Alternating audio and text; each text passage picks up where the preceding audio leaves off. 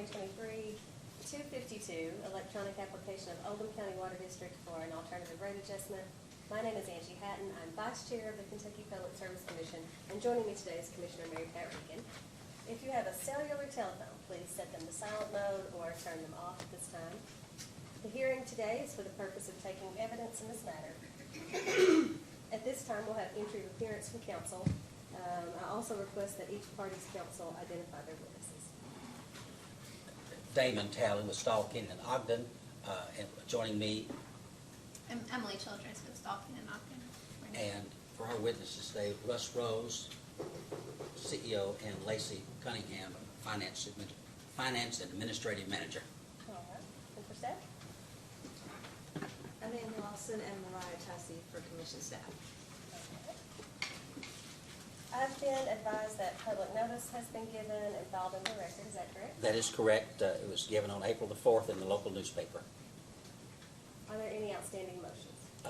No motions, Vice Chair, but there's a stipulation on 2 items between staff and Oldham County Water District. I'm going to proceed today as if I do not need to introduce any evidence concerning those 2 matters that were stipulated. Is that a safe assumption? Staff? Yes. That's a safe assumption. Good. That'll speed things along then. All right. So, Lisa? I just wanted to say one thing. I have a 10 o'clock call I have to jump out for, and I should be back in 15 minutes, so not to Sound walk like a out. good time to take a break. Yeah, I'll time of break. Okay. All right. So, I'll go ahead and see if there's anyone here who wishes to give public comment. If so, please step to the microphone, state your name and address. I don't see any. Okay. Anyone who does wish to provide public comment may do so by following the instructions on our website at psc.ky.gov. Written comments may always be submitted by sending an email to psc.comment@ky.gov. Let the record show that the instructions and link to provide public comments has been posted on the website for at least the past day. Staff, have any comments been received? No, Vice Chair.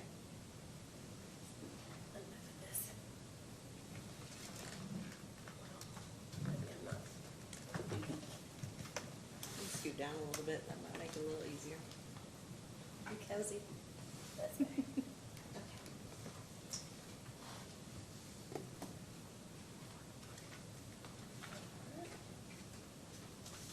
Counsel, first witness. Oldham District calls Russell D. Rose.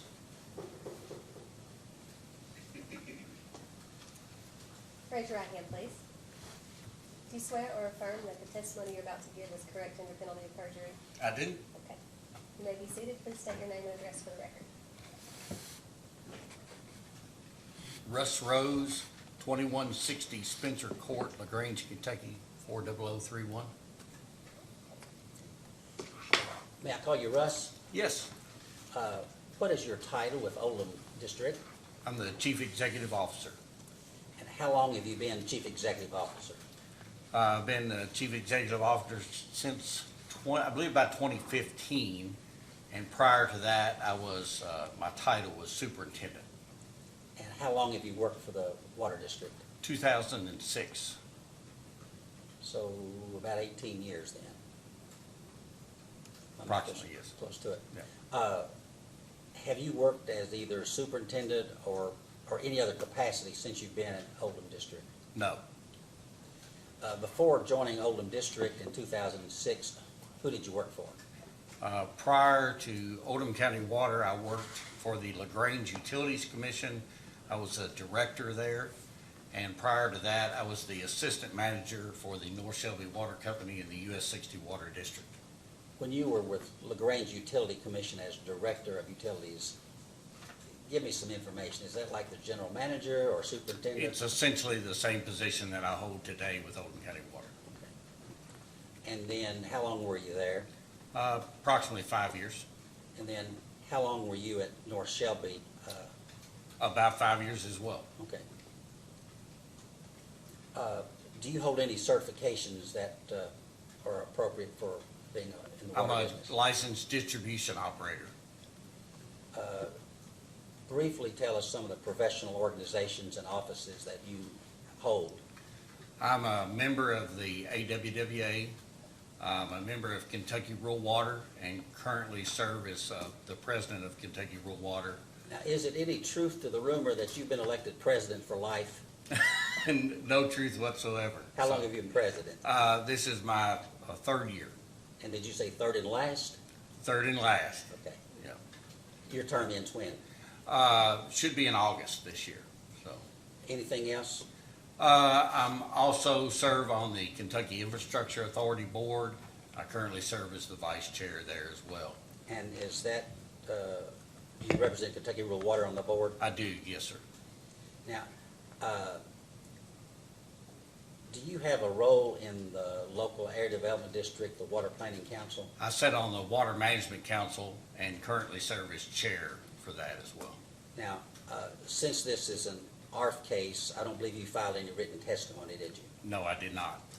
But you were a responsible witness for some or several of the data requests, were you not? That is correct.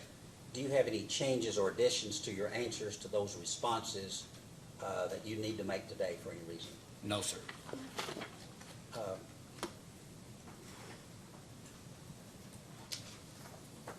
Vice Chair, we've filed previously an exhibit, a de minimis financial impact.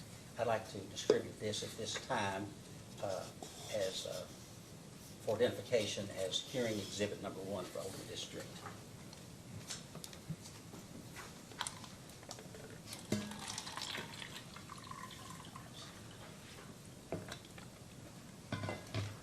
Thank you. I think it's on the screen as well.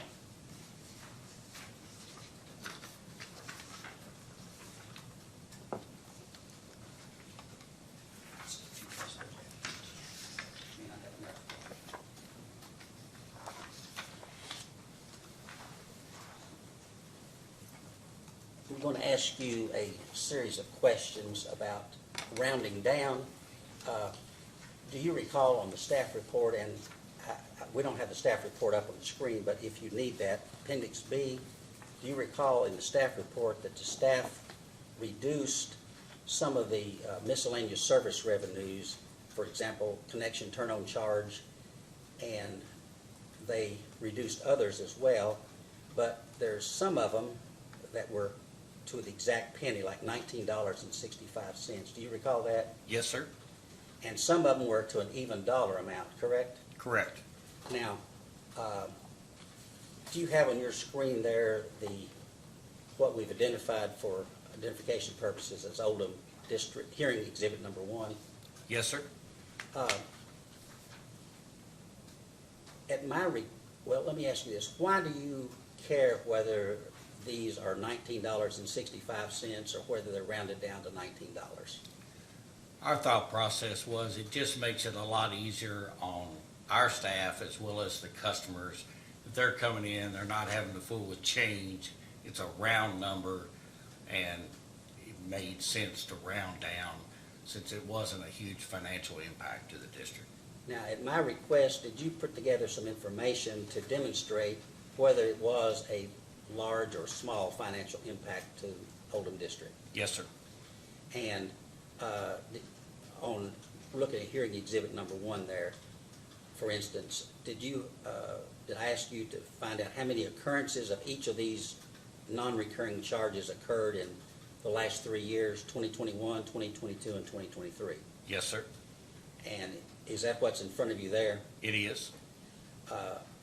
In your opinion, is Exhibit 1 a fair and accurate depiction of the number of occurrences for each of these 6 non-recurring charges and the financial amount if you lose the 65 cents per occurrence? That it is correct. And just look at the bottom line there and tell us for each year what the annual financial impact is of rounding these down, these 6 non-recurring charges down to $19 even. Sure. So for 2021, it was $727.35. For 2022, it was $692.25. And 2023, $591.50. Can I interrupt you just for a second?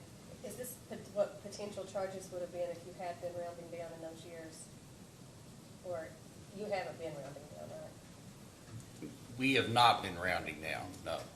But am I correct in that originally these charges were all, I think, $25? That is correct. And then when the staff took the labor, am I correct? When the staff took the labor expense, the labor component out of each of these charges, that's what it ended up. That's $19.65. That is correct. So in essence, we're going from 25, well, I'll strike that. Now, is it Oldham District's position that you want the commission to round down these 6 non-recurring charges to $19, from $19.65 to $19? It is, yes. Vice Chair, we move the admission of this exhibit as Oldham Hearing Exhibit Number 1. Any objection? No objection. As applicants, exhibit 1. And tell us a little about your duties as Chief Executive Officer of Oldham District. So basically, I am in charge of all the administrative operations and maintenance of the water district, and also over all employment. And I'm assuming you're the liaison between the employees and the board. That is correct. And part of your job is to carry out the board's policies. That is correct. In your job as CEO, do you have occasion to hire and fire employees? I do. How active are you involved in the hiring process? I sit in on all interviews for hiring. Have you learned anything about, in the process of hiring new employees, whether offering a state pension, participating in the CERS pension program, whether that impresses the job applicants now? I have, and so that's always been a huge impact, and it's a carrot that we are able to offer a benefit. It makes employment at the water district attractive to be able to do that. And then we have annual interviews with, or annual evaluations for all employees, and quite often those employees express their thankfulness, gratitude for having the benefits that we have at the water district. Now, let's just focus first on the state retirement, or the state retirement program. Has there been a difference in how attractive that has been over the years since you've been there as CEO? Sure, it's declined since, with the change from Tier 1 to Tier 2 and then now to Tier 3 in the KPPA retirement system.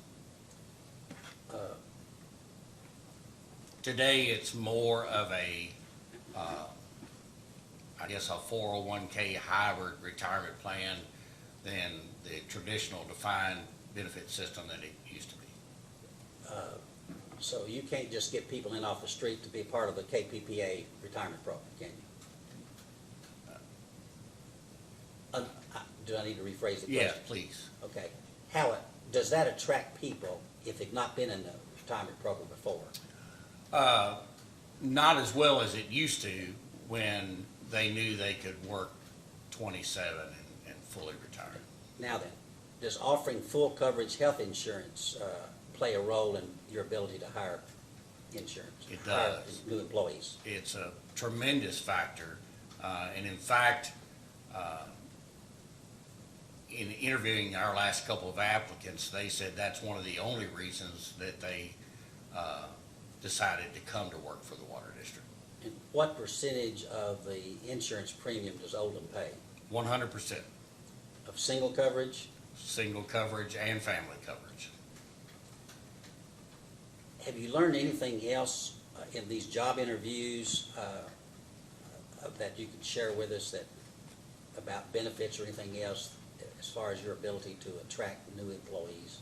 Well, actually, one of our employees said they took a $4 an hour pay cut to come work for the district because of the benefits that we offer.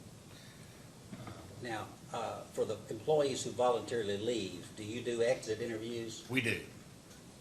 Have you learned anything from them about why they were leaving, whether it was because your benefits were not good enough or anything like that? I've never heard that it was because our benefits were not good enough. Typically, if we were to lose somebody, it would be because they don't like a policy or they found something maybe in a similar neighboring system. How many employees does your district have? Currently, we have 22 full-time employees plus 5 commissioners. How many employees, let's talk about employee turnover. Did you lose any employees in 2023? No. How about 2022? We lost 2 in very early 2022. Do you have any opinion about why you have such a good retention of employees? I firmly believe it's because of the benefits that we offer and the total compensation package. It's not just benefits. It's our pay. It's the atmosphere that we provide, but it's the total compensation package. You mentioned earlier about annual evaluations. Are you involved in that process? I am. What have you learned about how to retain employees, if anything, from those conversations, those annual evaluation conversations you have? Sure. So one of the things we do in the annual evaluation process is we provide the employee with a benefits compensation number, so they know exactly what the value of their benefits are, whether that's health insurance or dental or vision, but they know the value of every one of those items. And then also, that's a lot of times, that's where they express, as I mentioned earlier, they express their thankfulness for having full coverage on their medical benefits. Now, I've been to your office, so I know it's a fairly close space there and working relations. And With 27 people, it's a family. okay, do you have water cooler conversations with employees, and have you gained anything from that, or from out in the shop, which is right beside your office? Sure, same type of things. So, a lot of employees certainly express that benefit. And, quite frankly, the conversation has come up, if that were to have to change, those employees would have to look at their options. And nobody's threatening by any means, but they would certainly have to consider what their options were. If Oldham paid less than 100%, is that what you're saying? Correct. Now, let's switch gears and let's talk about median household income, okay? Okay. Do you know what the latest number is for Kentucky's median household income statewide? I do. It's a shade over 60,000. How about Oldham County? I do. It's a little over 117,000, Almost twice? almost twice. You've got to be one of the top counties in the state then. I don't know exactly where we rank, but it's typically toward the top. Do you have any firsthand knowledge of why Oldham County's the median household income is so high? Well, I've made this statement, and I don't have a whole lot to back this up, but in Oldham County, we don't have a lot of employers. We typically grow houses is what we do. And so there's a lot of folks that live in Oldham County, but they work in Jefferson County. Let's talk about unemployment rates. Do you know what the latest unemployment, I know they don't keep them up to date, but for the Kentucky's unemployment rate is? 4% is what I looked up. And Oldham County's, what is its current rate? 2.4.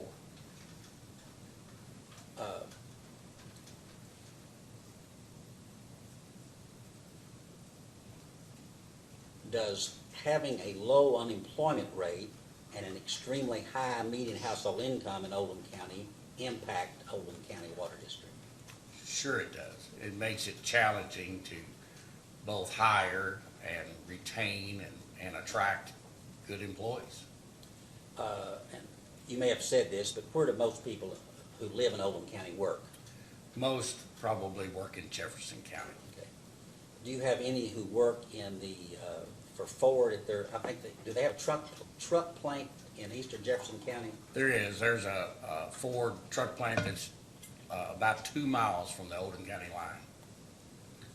And we actually have had employees that have spouses that work there. Now, you said earlier that Oldham County pays 100% of health insurance for single plan, and then for employee child, Yes, employee spouse, yes, and then family plan. yes, sir. And why do you do that? And Well, again, it's part of our philosophy on attraction and retention. So I don't want my employees thinking there's something better down the road.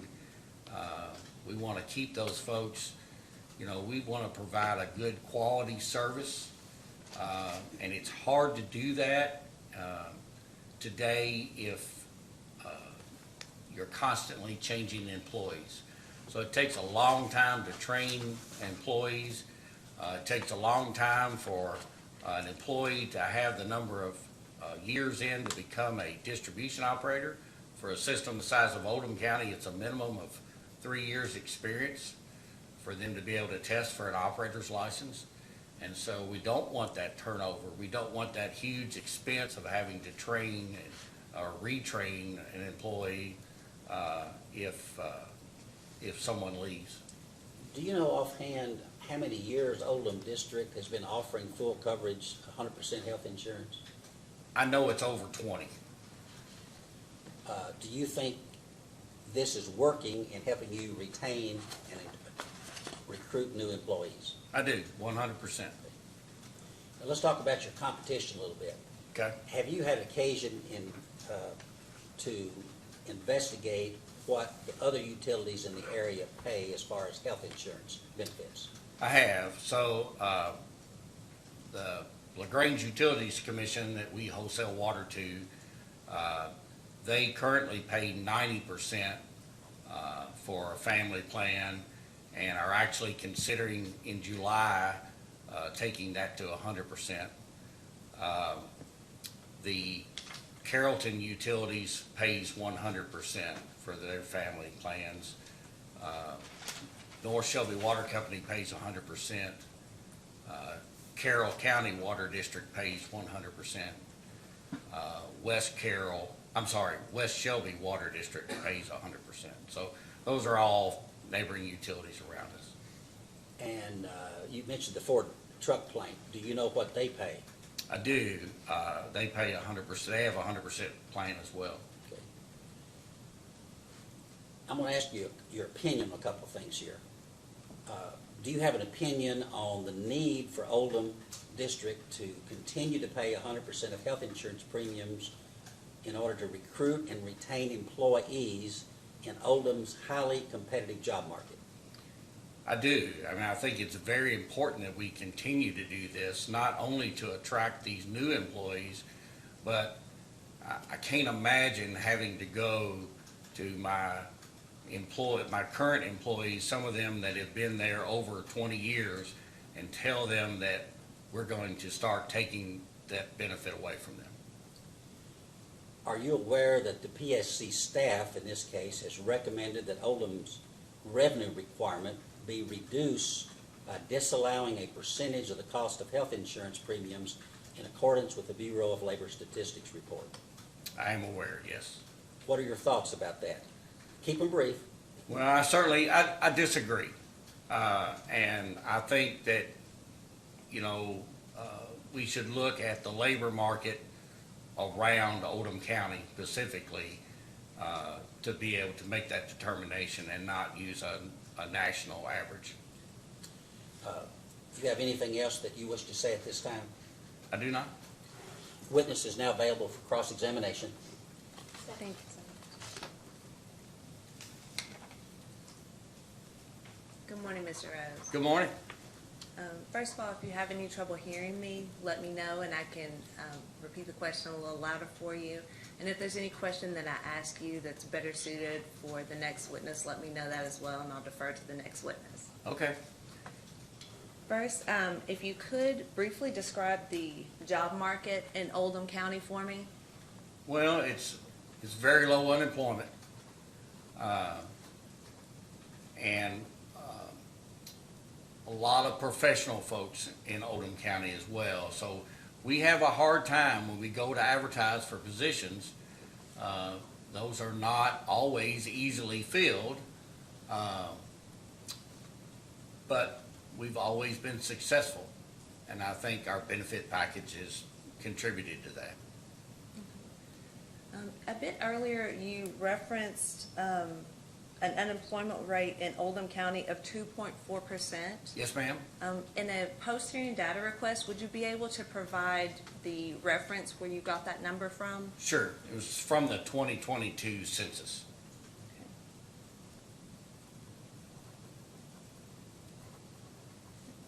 Has your district performed a wage and compensation study in your area? No. Okay.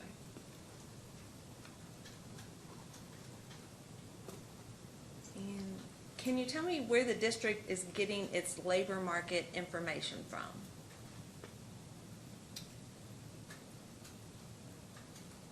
When you say labor market, are you talking about, can you expand on that, I guess? The information, the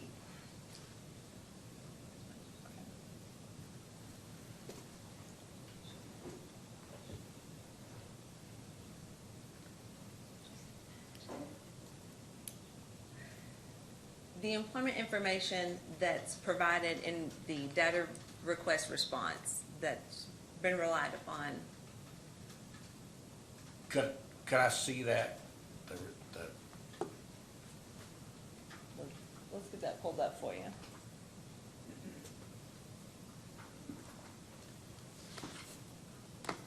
Do you know which data Do we request have that was? It's the first data request, but which? First data request, response to question 6.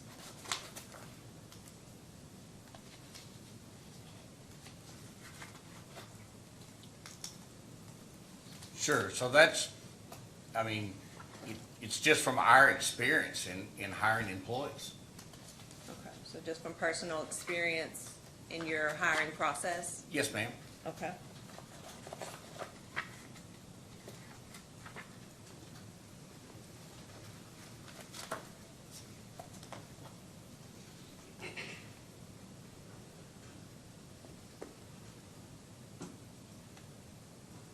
And I know we've touched on it a bit, but could you provide a little more information on the effect of offering full benefits versus partially funded benefits? Is there any additional information you can provide on how that would affect your district? So I think if we didn't offer it, we could potentially see an exodus of employees.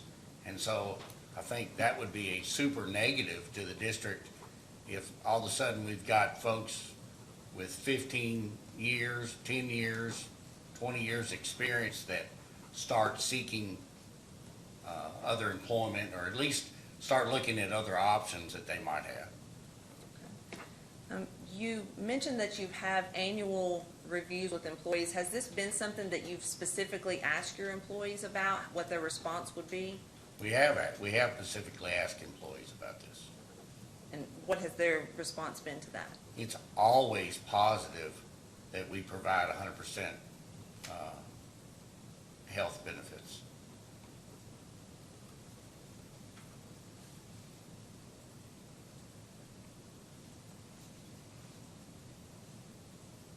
I think I said earlier, we recently hired a engineering manager. They would not have entertained coming to work for the district had we not provided that benefit, and that was from her. Okay. During the course of your testimony, you did reference annual interviews of employees and exit interviews where the employees have made these statements.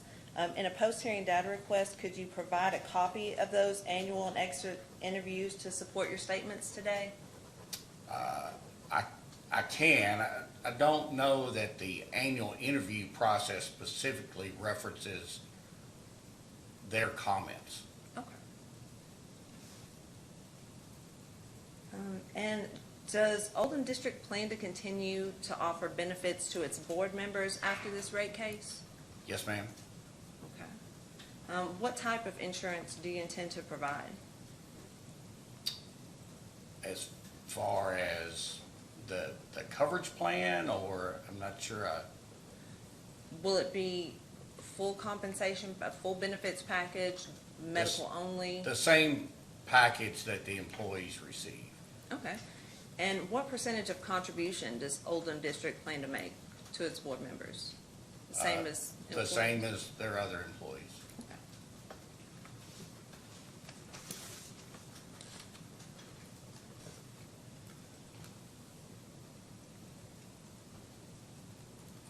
It was my understanding that you had removed the commissioner benefits from the application. Are you adding it back in after the court decision? Or? No, we're not. We're not adding commissioner benefits into the rate case. Yeah. Our position is still, just like it was when we filed the application, that we are not trying to demonstrate that it's reasonable for the ratepayers to pay for the cost of the benefits for the commissioners. But we are arguing, of course, that it is reasonable for the ratepayers to pay 100% of the cost of health insurance and all other benefits for the employees. So you're going to pay it, but you're not going to ask for a commensurate raise in rates? Apparently. It had been removed from the application. That is right? correct. You are correct, Vice Chair. With that being said, how will that be funded? Additional working capital would probably be the only way to be able to do that. Can you describe that? So, in the rate application, there's a spot there for additional working capital. I think in our case, what we've asked for, it's about $109,000 and, is what that is. So it'll be paid for out of that working capital that you asked for in the rate case, Yes. $109,000. Well, I mean, that's the only place to get it, unless we use depreciation funds. All of the other funds are allocated for it. Is it $109,000 to provide those benefits? Is that the exact number? It's less than that, but I don't have that number in front of me. Do you know about what it is?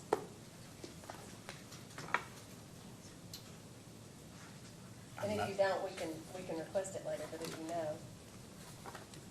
Vice Chair. It's 106,000. $106,000.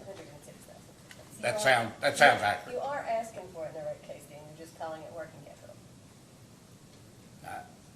It's in there as working capital. But it's still part of the case. No, it's not part of the case. The working capital is required by the bond ordinance with rural development. It's 1.2 debt service coverage. The commission calls the debt service coverage working capital. So as part of our bond ordinance, we're required to, in our rates, to 1.2 times the average annual principal and interest payments on our bonds. So that is legitimate rate case expense, and it's a revenue requirement, and the staff has not done anything with that. They've recommended that we get that because we're required to by bond ordinance. Now, how they pay the $100,000 to the commissioners for their benefits, I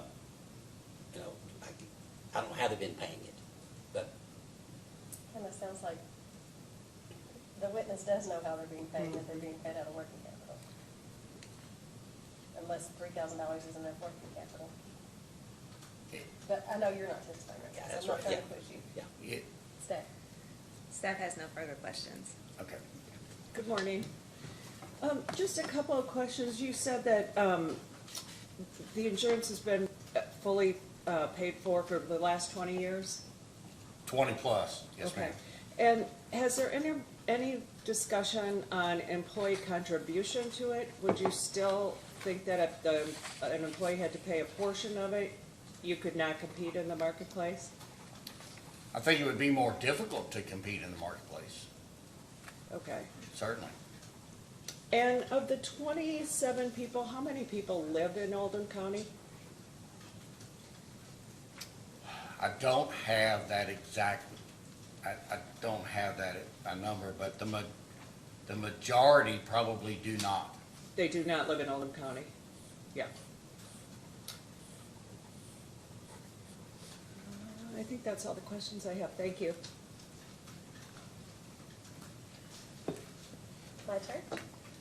So in the de minimis financial impact exhibit that was handed out, the occurrences of the non-recurring charges, looks like the number of occurrences has gone down in each of the 3 years that are represented on this exhibit. What's the reason for the number going down? Do you have fewer customers? So, I don't know that I could give you a 100% answer and point to one specific thing. We have concentrated a lot recently on making sure that we try to keep customers paid and up to date, and we're not disconnecting folks for non-payment. So our staff is working to get folks on automatic bank draft, automatic payment options, things like that. I think that has reduced the number of, probably reduced the number of disconnects that we do. So that has reduced the number of trips out. I mean, nobody wants to go out and cut somebody's water off. So if we can keep those bills paid and get them in there on time, and we don't have to go out there, it's less trips for us to have to make, and fewer of those charges. I was thinking 2021 might be when we saw the fewest because there were lots of rules around COVID about discharge. Do you think that maybe during COVID? The we majority of changed that might have been in 2020, and we didn't go back and pull up 2020 numbers. Just curious. I thought maybe during COVID it would have been more. I really didn't look that deep into it. So this is the de minimis impact that would be felt from rounding down. Yeah, $591 in 2023 is what that would cost. annually, yes. Yeah, so I guess the de minimis charge for rounding up would be even less because it would only be rounding up 35 cents instead of rounding down 65 cents. That is correct. So is there, I guess the impact of not rounding down would be just extra trouble on staff? Yeah, and customers that have to provide change or, Can we place a value on what that costs? it's hard to put a value on customer satisfaction or customers that, are happy with the district. I've told my staff many times, nobody picks the phone up in the morning and calls the water company and says, hey, I got up this morning, I took a shower, I brushed my teeth, man, the water's great. The only time they hear from somebody is when they're paying a bill and nobody wants to pay a bill, or when they have a complaint or they're not happy about something. So we try to do everything that we can do possibly to make their life easier so that they're happy with us. For sure. Of the people, or of your customers, how many people in Oldham County pay by change or cash and change? Do you have, I don't. okay, if we ask for that, We could, how many people pay in person and how many people are paying online? we can certainly determine how many people are paying online. I'm not sure if we can determine how many people are paying in person versus mailing a check in. Okay, But so we can you're certainly tell you how many people are paying online. So you're not talking about cash 65 cents coins, you're talking about just. Could be Visa. either or. Okay. Thanks. We still have a drive-through window and a number of people that come in and pay their bill in person. And, now, ask a few follow-up questions if you're finished. Staff? Yeah, no further questions. On these, I know that Oldham, from experience, I've learned something that has impressed me. What do you do each month to avoid having to turn so many people off?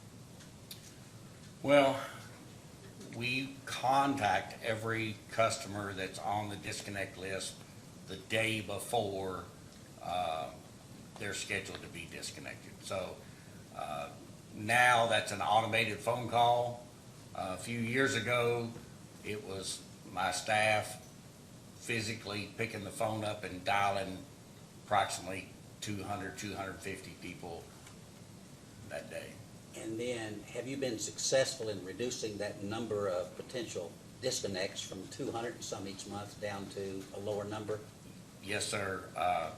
Typically, we would see somewhere between probably 30 and 50, and we'd probably start out making phone calls in the neighborhood of 250. So you're still turning off probably 30 to 50 customers per month.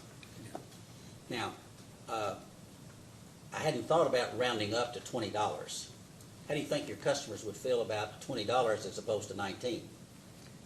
I don't think there would be a huge difference, there. I just think a round number sounds better, but it's not a, Would you think the value to Oldham District would be at least, I know it wouldn't be $591 because it would just be 35 cents, it'd be half that, so roughly $300.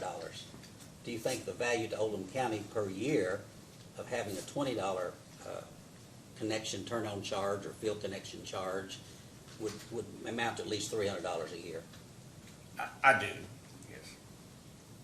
Now, a lot of these people actually come by the office well, let me ask it this way. On these non-recurring charges here, which of these would people typically come by the drive-through window or come in the office to pay these? Probably the majority of those might be the reconnection charge.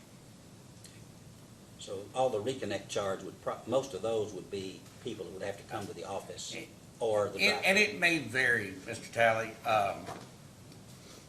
Sometimes folks come in to sign up for new service.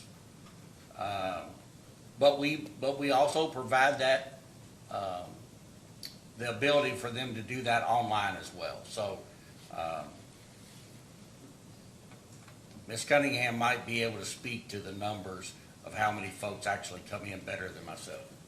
Okay, thank you, that's all I have. Anything further from staff? No, I guess one follow-up. So we've looked at comparisons for Oldham County for income and unemployment, and I'm pretty familiar with that, because it's usually the opposite end of my home county. Sure. When we're talking about unemployment or anything, they're opposite ends of the spectrum. I know Oldham County is higher end for income. Have you done comparisons of what other utility companies in the area, like how your rates compare? Are your utility bills, are they lower than the other surrounding area or higher? Yeah, it's been some time since I looked at that last study, and I don't know that I specifically looked at all the utilities around us. The last time I looked, we were very comparable to the local water company rates in our area. And I do know the last time I looked at the Kentucky Rural Water Survey statewide that we were in probably the bottom third of what the average cost for the average customer. Why do you think that is?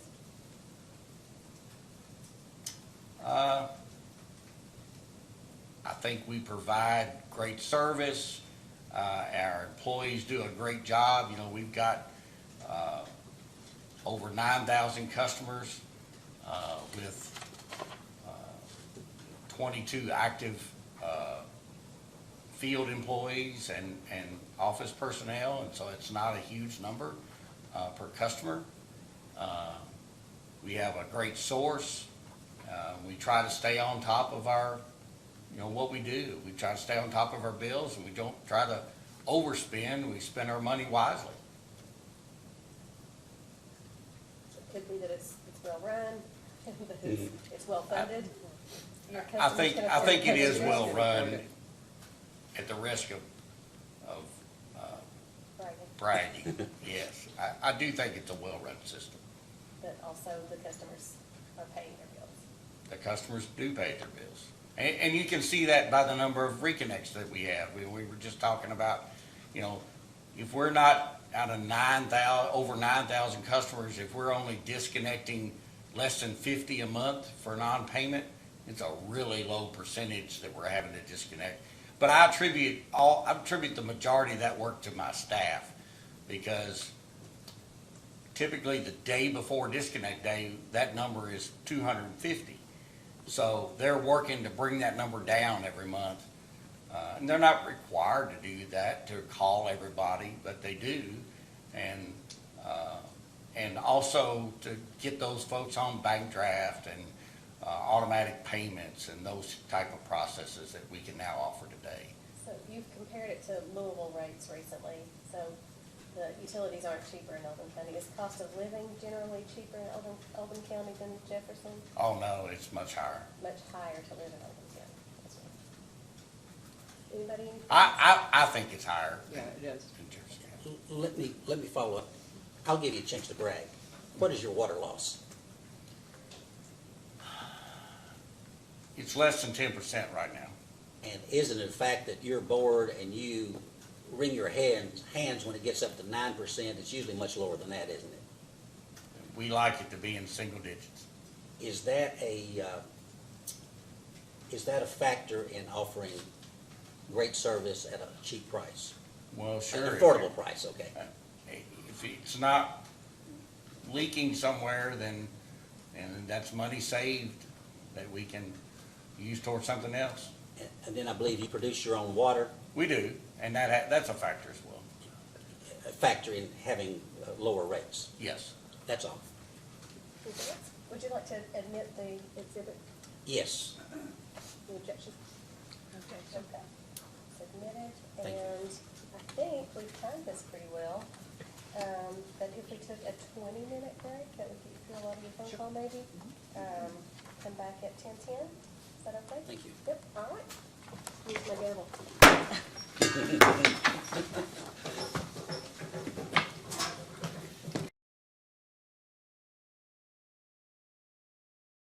Oldham now calls Lacey Cunningham as their next witness. All right, we're back on the record in case number 2023-252, electronic application of Oldham County Water District for an alternative rate adjustment. And raise your right hand, please. Do you swear or affirm that the testimony you're about to give is true and correct under penalty of perjury? I do. Please be seated and state your name and address for the record.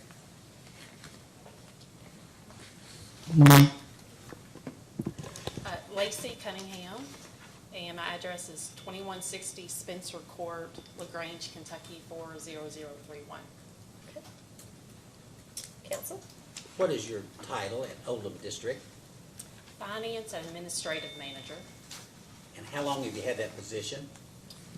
Just over 7 years. Ms. Cunningham, could I ask you to, is your microphone something in front of it or anything?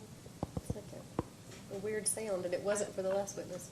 I know, I hear it too. It looks right. Okay, sorry about that. Please continue. And how long have you worked for the Water District? Just a little over 7 years. So you were hired in as a finance administrative manager, I suppose. Yes. What are some of the duties and responsibilities that you have in that position? I oversee finance. Sorry. I oversee finance and accounting and payroll and customer service. Where did you work before you started working at Oldham? I was at Regional Water Resource Agency. Is that a sewer?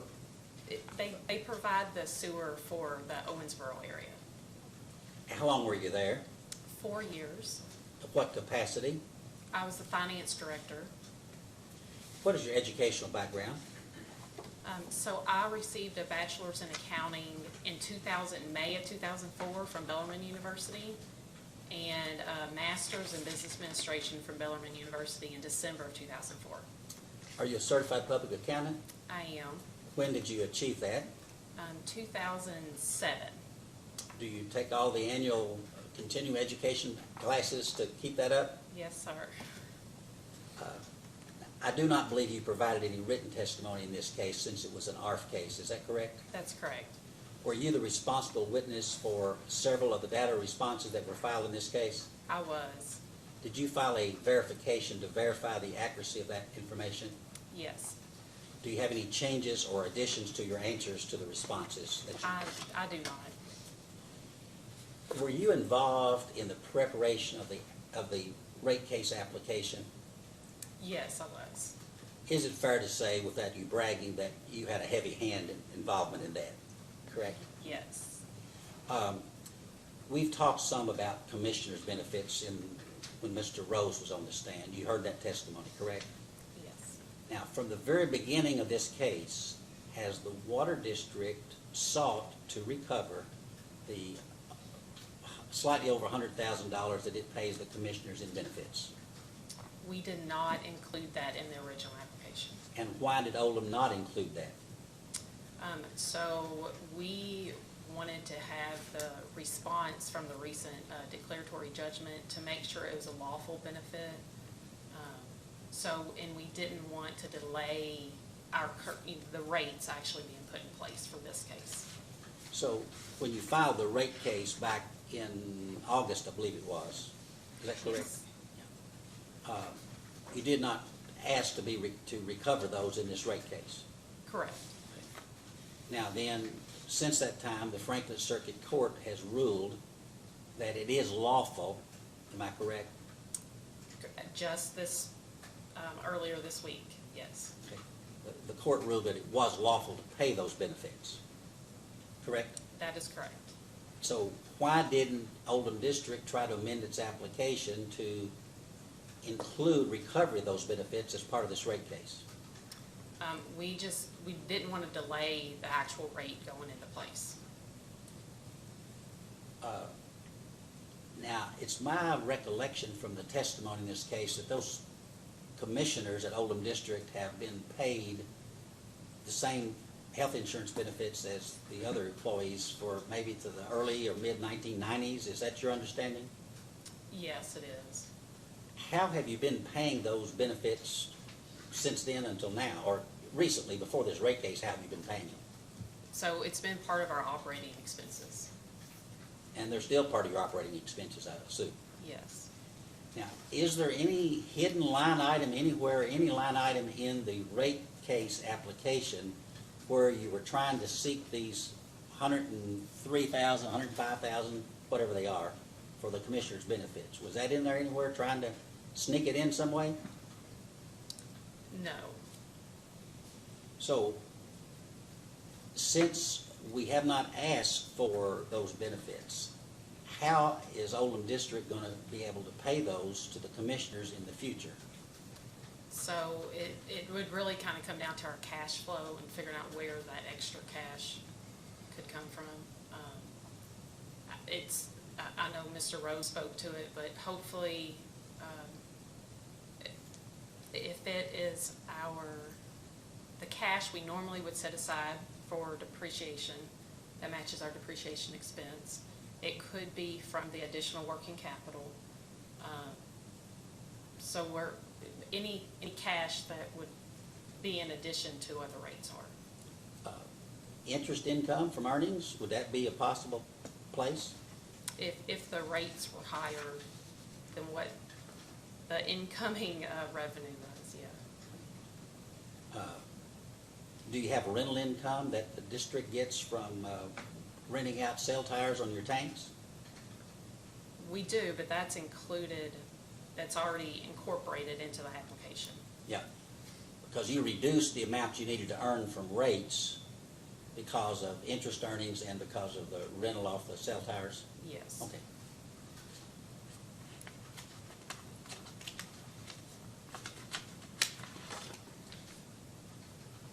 This is an unfair question, but at the next rate case, do you have any idea whether the board will request recovery of the fringe benefits paid to the commissioners?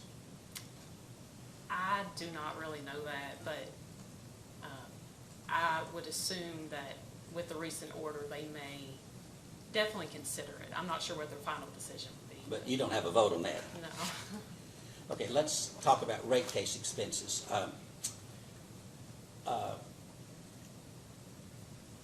In the application, did you make an adjustment in the statement of adjusted operations for rate case expense? Yes. And I believe you asked, you or Russ One asked our firm to estimate what our rate case expenses would be. That's correct. So And- we included $15,000 over a 3-year period. So Objection. I'm sorry. I don't believe rate case expense is one of the issues that has been allowed in this. That may be beyond the scope of the two items that we're supposed to be considering. Do you have, Yeah, well, my only point was, it's not one of the two items to be considered at the hearing. In the staff report, they have allowed the $5,000 per year as rate case expense. We have incurred substantially more than that, and we were planning to file a post-hearing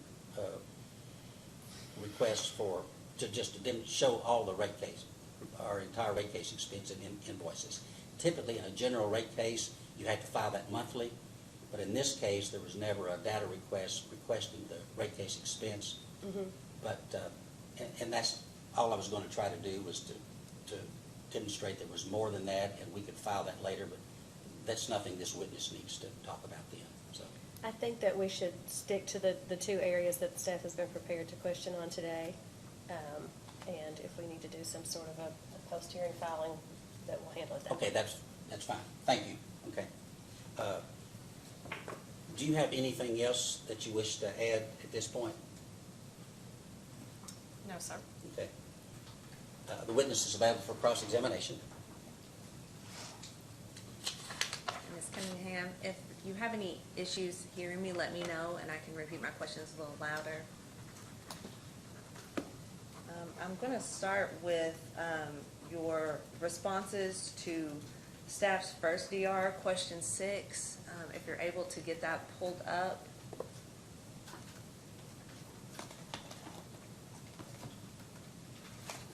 Just let me know if I've you got have it. that on the screen. Yep. You have it?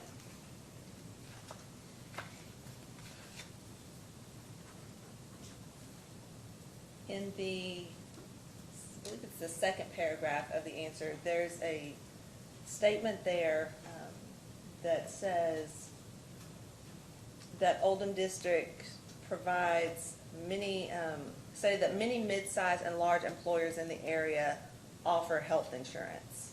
Do you see that statement there?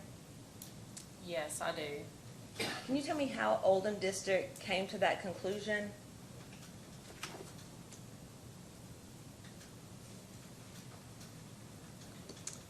So the ones that we're familiar with, are you asking that are the mid-size and the larger employers that offer?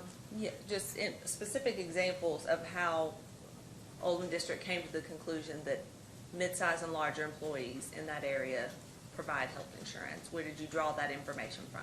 Yeah, so we contacted some neighboring utilities, and we were able to obtain Ford Motor Company's actually online, what their benefit, their health benefit. Okay.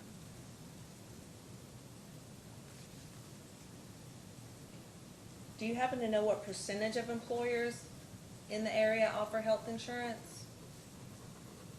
I do not know that. And with the employers that you did reach out or gather information from, do you know from those employers how much what the contribution the employees are required to pay? So the ones that we reached out to, the employee pays 0%. The employer pays 100%. These are utilities in the area. Yes. Are they municipal or? So it was actually the ones that Mr. Rose brought up. So Carrollton Utility Commission, Carroll County Water District, North Shelby Water Company, and West Shelby Water District. Along with Ford Motor Company, too.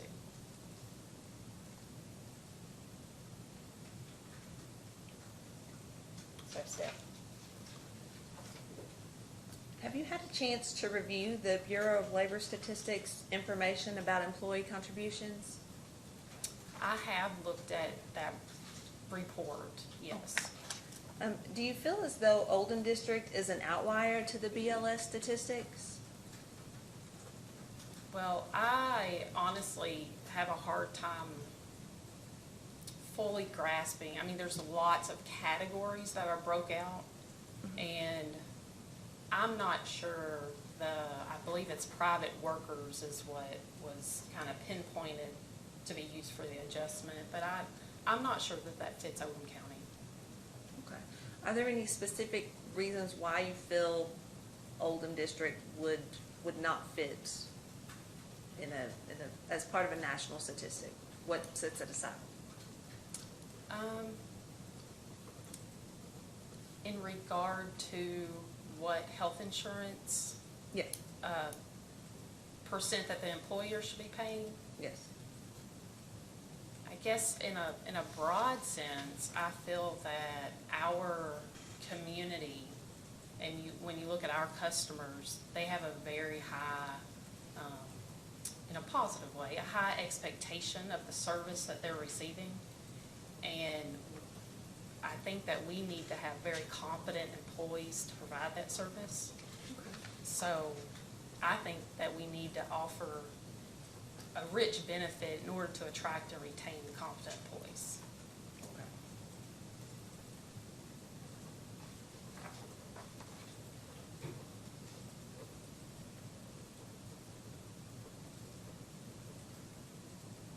On the next page of the response to question 6, there's a section that starts out that it's less costly for Oldham District and its customers if Oldham District pays 100% of the cost of health insurance. Do you see that section? I do. Okay.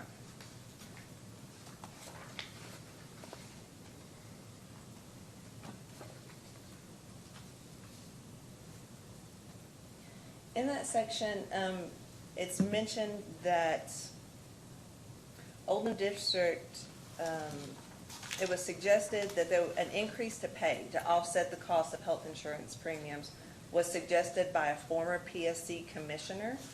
Was this part of a commission order?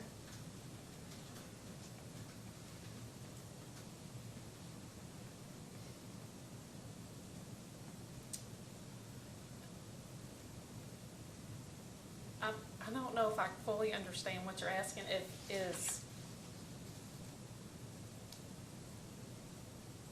can you rephrase it? A few sentences down, it states, I believe this idea was first suggested by a former PSC commissioner. And it's a statement in relation to increasing employees' wages by an amount sufficient to enable the employee to pay a significant portion of the cost of health insurance premiums. If suggested by a previous commissioner, was this included as part of an order issued by the commission? I honestly do not know. Is there someone else who could answer that? Did you sponsor that exhibit? Yeah, so I helped calculate the second part of this. Okay. I think it might be page 3 and 4 of it.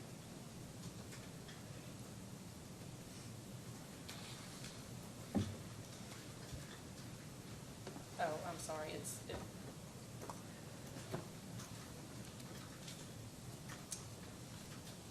I don't really see a page number, but it's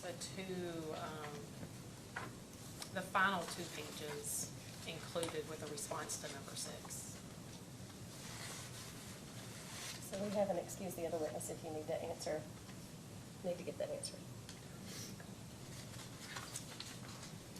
We can ask that as a post-hearing data request. Staff has no further questions. Commissioner? Good morning. Is there a cap on the benefit for long-term health issues? Is there a cap on the medical benefit? Like a lifetime cap? I would have to look at our plan Okay, to know if we that. request that, okay, thanks. And also, when the commissioners or employees leave, do they carry that health insurance with them? So we offer, I guess the right term would be COBRA. Cobra? Yeah. Okay, thank you. Is that it? Yep. So, are you able to address specifically the area of the response where you had estimated that it would cost about $115,000 per year to give the employees a raise to offset? Yes. How much of a raise is that? So the part I'm looking at is page 2 of 4. Let's see. In response to question number 5. So can you find that? Well, I I believe saw, that's yeah, question I number see 6, the, I believe. I see the page. Oh, yes, A6.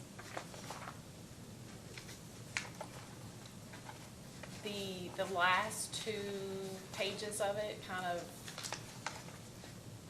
hopefully display it in the best way. So we took a scenario for a single coverage employee, and I feel like maybe I should explain the thought behind it. If we were to only pay for, in this example, I don't think it's using the correct percentages because we used 78% for single for health, 40% for dental, the employer paying, and for family coverage, we use 66% for health and 40% for dental.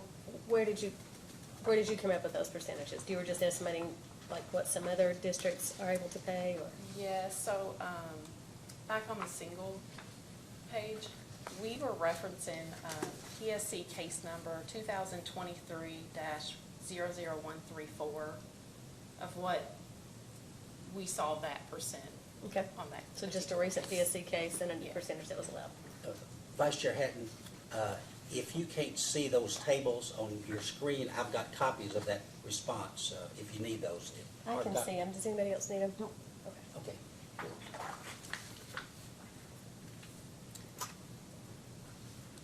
So we walked through the scenario for someone that has single coverage and someone that has family coverage.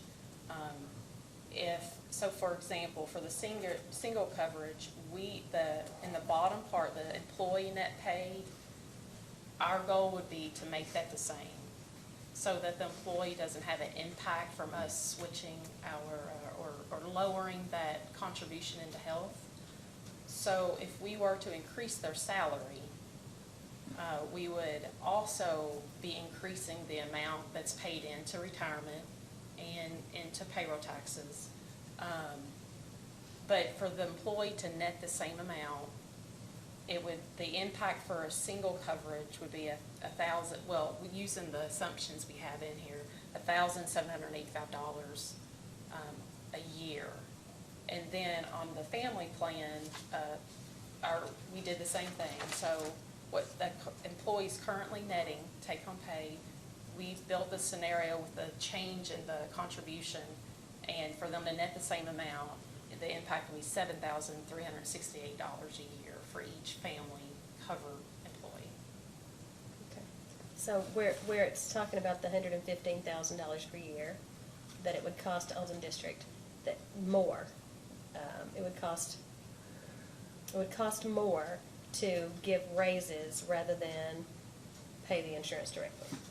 Yes, and that is primarily related to the other benefits that's paid off of your gross pay. Okay. And part of that is because you'd have to pay more in payroll taxes. Yes, payroll taxes is one of those. That's one of the reasons, that it would cost more to do it that way than to pay it directly. Yes. And what are the other reasons? Retirement through KPPA.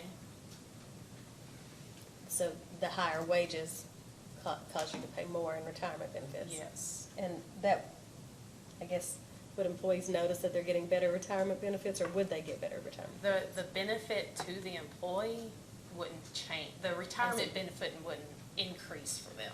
I see. If their wages went up, they wouldn't draw more in retirement. Well, They would, right?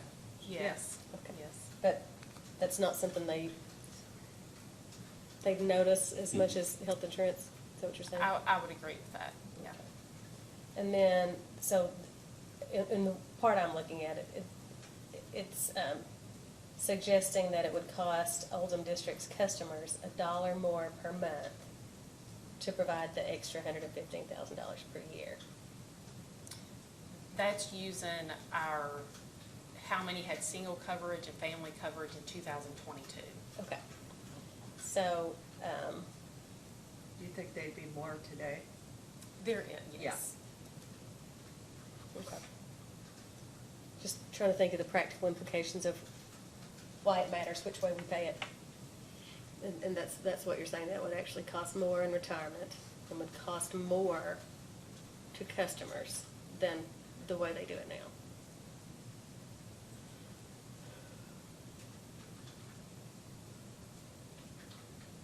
And I'm trying to wrap my head around how it's already included in the rate case to pay the commissioners. Is this calculation including paying commissioners' health insurance? The $115,000 that would cost them, that doesn't include the commissioners? That does not include commissioners. Okay. Have you done the calculations for what it would cost your customers to not pay health insurance for commissioners? To not pay health insurance, well, we know what the cost of 2022's health insurance for commissioners was. Mm-hmm. Yes. I'm assuming this $115,000 per year is talking about what it costs to pay for your employees.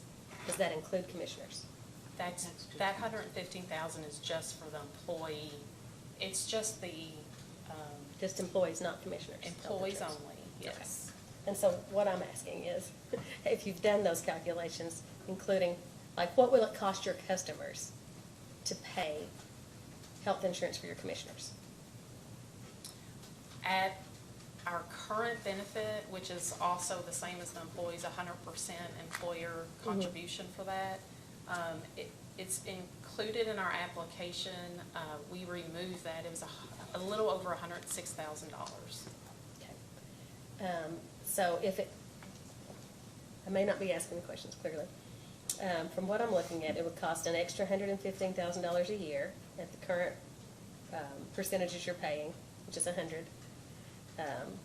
That's what it would cost to pay them directly in pay raises rather than paying the health insurance directly, Correct. including what you're currently paying for commissioners' health insurance. So, like, you're not going to give the commissioners a raise. You can't give them a raise. Their salary's capped. Correct. And this is what it would cost to give your employees a raise. Yes, this scenario is just based on the employees getting Okay. that pay increase to offset or make whole if Mhm. our contribution to health decreased.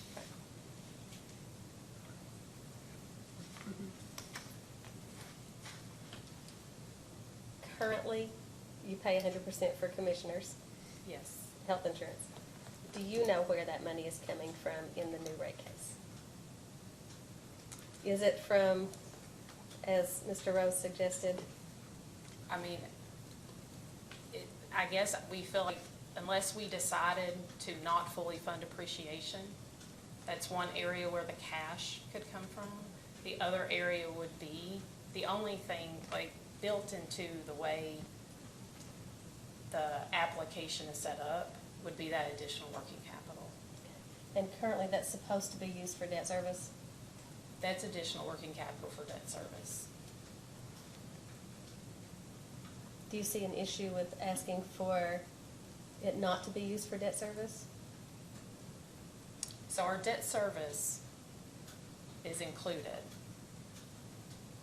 as well. And maybe I can, can I show you on Please. the application? Yes, tell me where to look. So this would be our statement of operating. Statement of adjusted operations, is that where you're going? Yeah, statement of adjusted operations. And tell me where to find that. Attachment, Exhibit 4, I believe, of the application.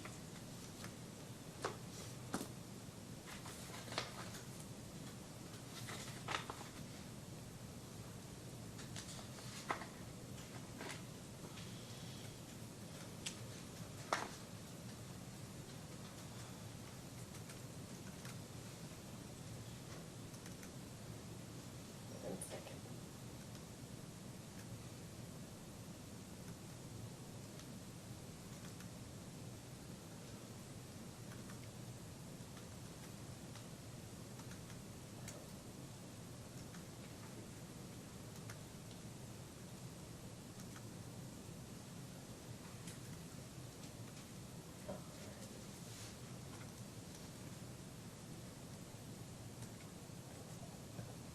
Do you have a page number? I believe it's page 16 of the application. Are you there, staff? Can you see it?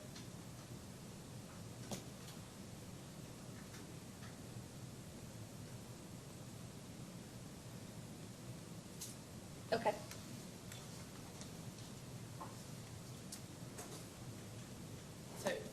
So the revenue required has all of our operating expenses included, which we have 100% of the employee benefit included.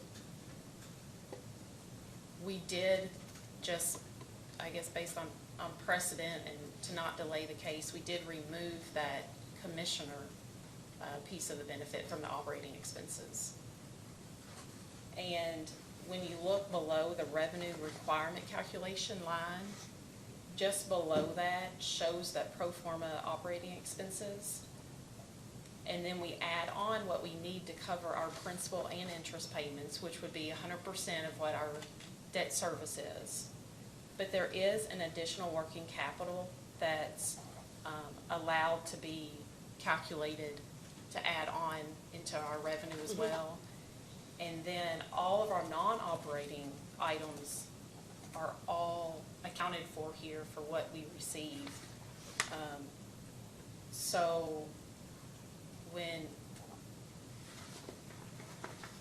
we think about, since the commissioner benefits are not included in the operating expense to be recouped through the rate that customers are paying, when you think of what kind of revenue or where do you get the cash to cover that, is there is just that small portion that covers enough that would be able to cover, the cash would come in through that rate to be able to cover that expense as well. So can you see why that would look like we were told you're removing it from your rate case? You're removing the commissioners' 100% of their insurance coverage. You removed that from the rate case application. Can you see why it would look like you told us you removed it, but you just put it somewhere else? Yes, well, our other option, I mean, when you look at what cash we have available, would also be right above the line. The last operating expense is our depreciation expense. And our goal would be to set aside that exact cash that matches the depreciation expense every year. That's the only other area. Because you're going to pay it anyway. All right, follow up from staff?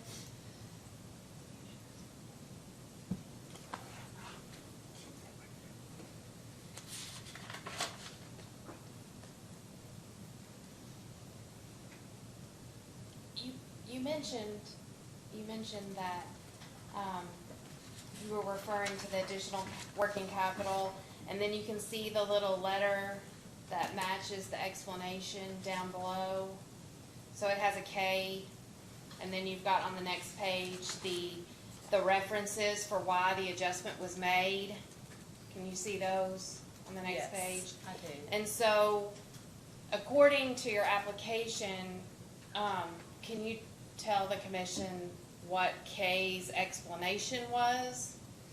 Yeah, so it is the amount shown in Table B for coverage of long-term debt is required by the district's loan documents. So you would agree that the adjustment, according to the application, was made based on the covenants that were contained in your loan documents? Yes. That's all we have. Thank you. Mr. Talley? Oh, sorry, Commissioner Reagan? Nope. Let's go back to the, where you have removed the commissioner's fringe benefits from the statement of adjusted operations in determining the pro forma. Do you still have that on the screen? I do. Now, and then go to the next page, and I believe it's, well, let's first, can you point out under operating expenses where the commissioner's benefits were removed from your rate request on in the pro forma?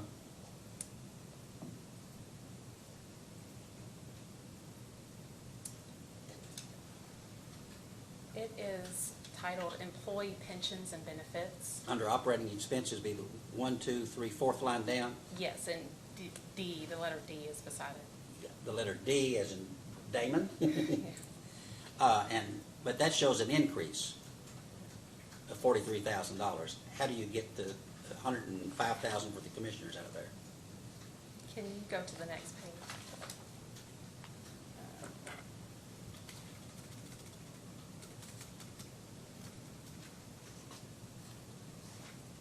So there's a few items included in this.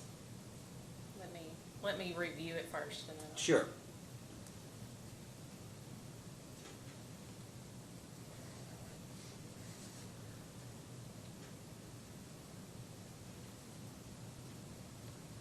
Okay, so the adjustment is made up of, I believe, 3 different items.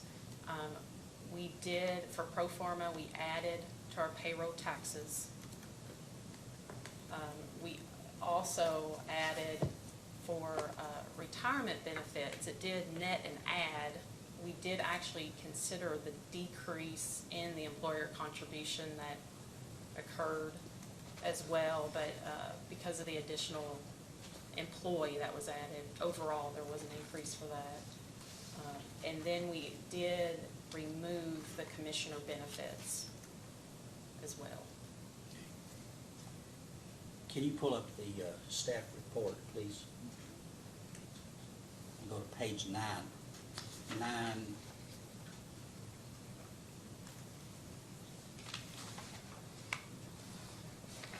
Go to page 9 of the staff report first.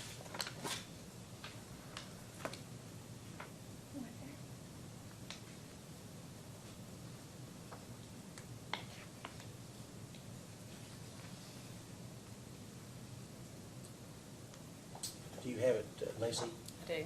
Does everyone else have it? Okay. Now, at the top of the page, does it show where the Oldham district removed the commissioner's benefits? It does. And how much was that? It's $106,509. And then let's go over to page 11, where the staff made a comparison of what they removed and what Oldham district had removed. Do you see that? Yes. And then tell us what it shows there. It removes the same amount, the $106,509.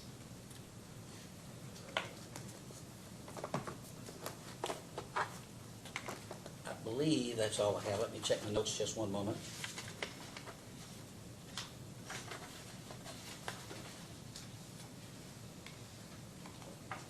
That's all I have. Any recalls? Okay. Any further witnesses? No, none for the All right. Oldham district. And did staff intend on calling witnesses? You do? Okay. You may be, maybe not excused, but excused from the stand.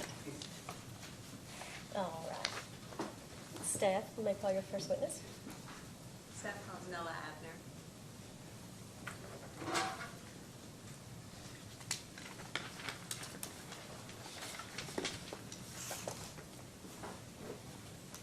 Raise your right hand, please.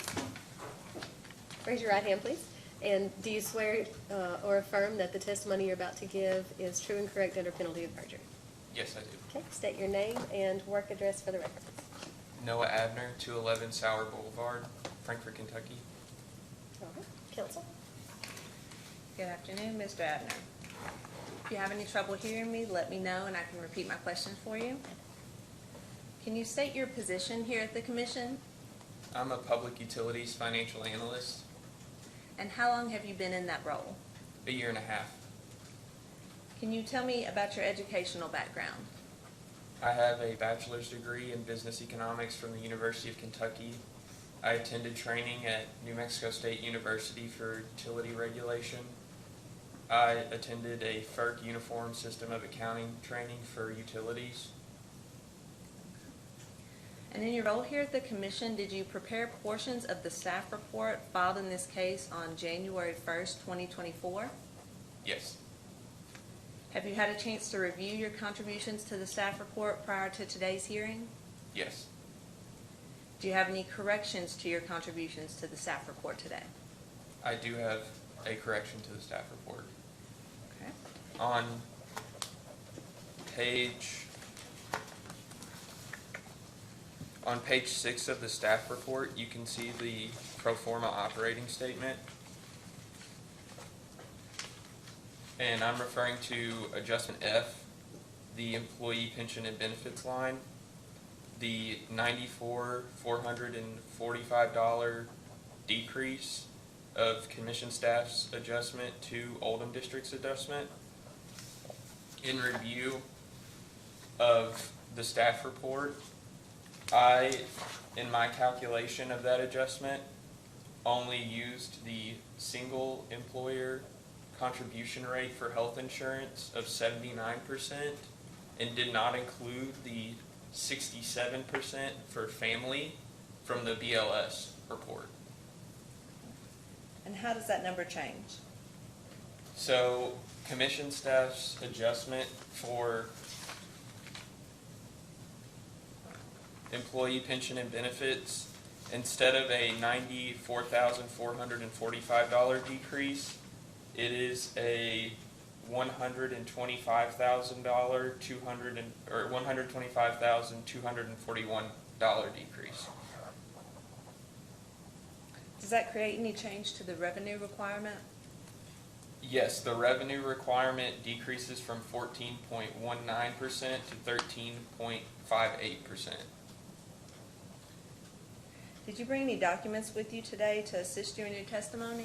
I have a copy of the staff report, and I have a copy of my calculations for the new benefits adjustment. Mr. Abner is available for cross.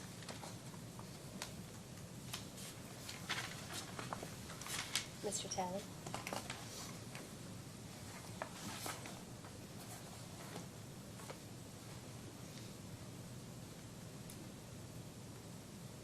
How many staff reports have you worked on since you've been here at the commission? Approximately.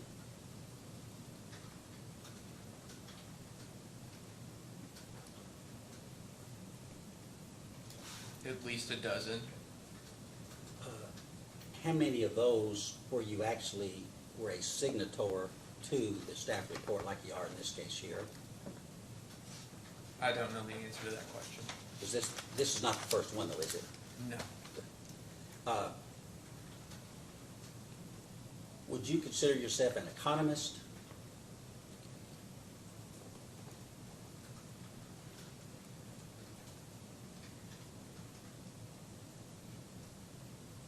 I have a degree in business economics, but I don't personally consider myself an economist. I'm a public utilities financial analyst. Does the commission have an economist on staff here now? Not that I am aware of.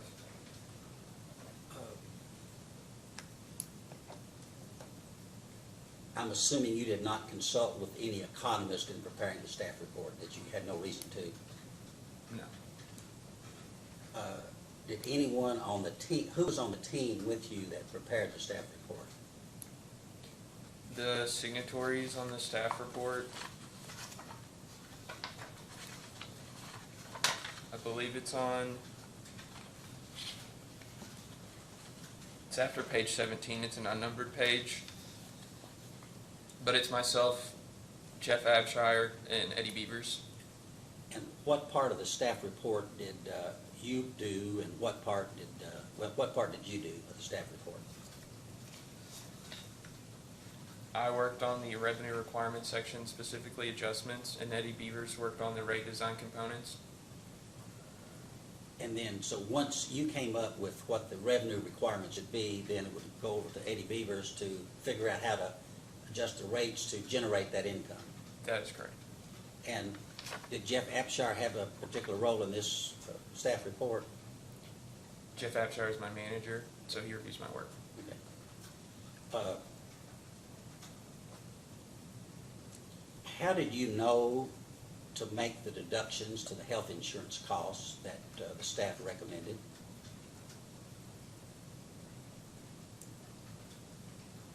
How did I know?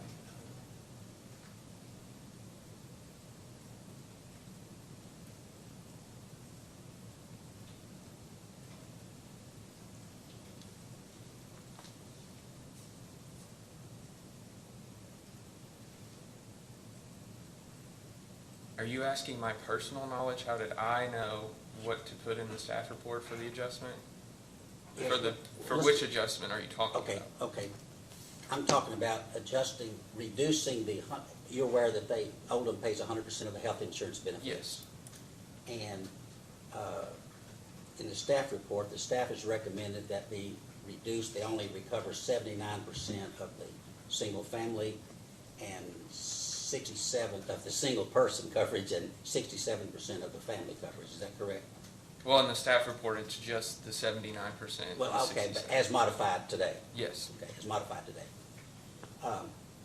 Now, you didn't learn that at UK, did you? No, I did not. And then your resume sounds impressive. I didn't pick up, what did you learn at New Mexico? Was New Mexico State, you had a special school out there? Yes, I went there for a week last year in May. And they didn't teach that out there, did they?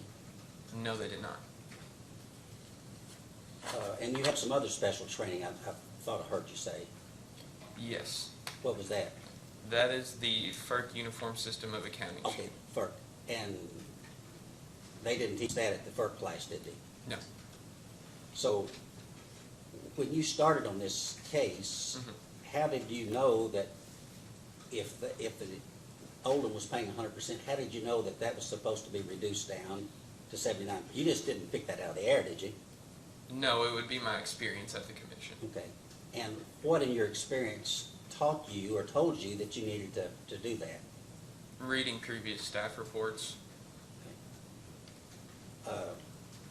Did anyone tell you at the commission that you needed to reduce that by 79 so that only recover 79% and 67%?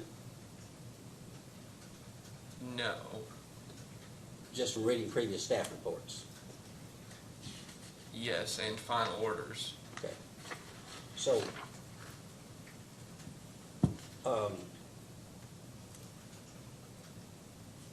let's go back to the staff report, because I want to make sure I understand the complete impact of reducing the portion of the health insurance costs that the Oldham district is going to recover, that you've recommended they recover by 79% and 67%. Yes. Now, I believe, well, you can't go to, on page 10 of the staff report, that's just a 79% recovery there. Yes. And,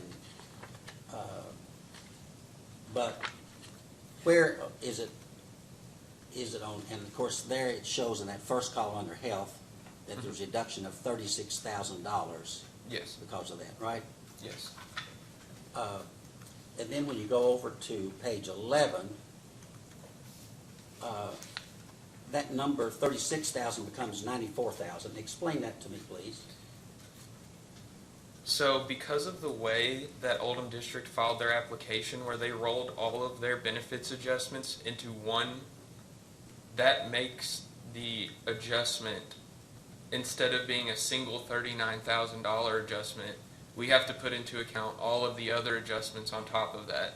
And because Oldham District was requesting an increase of $54,663, the $39,000 decrease becomes the $94,000 difference. So the actual total adjustment is $50,497.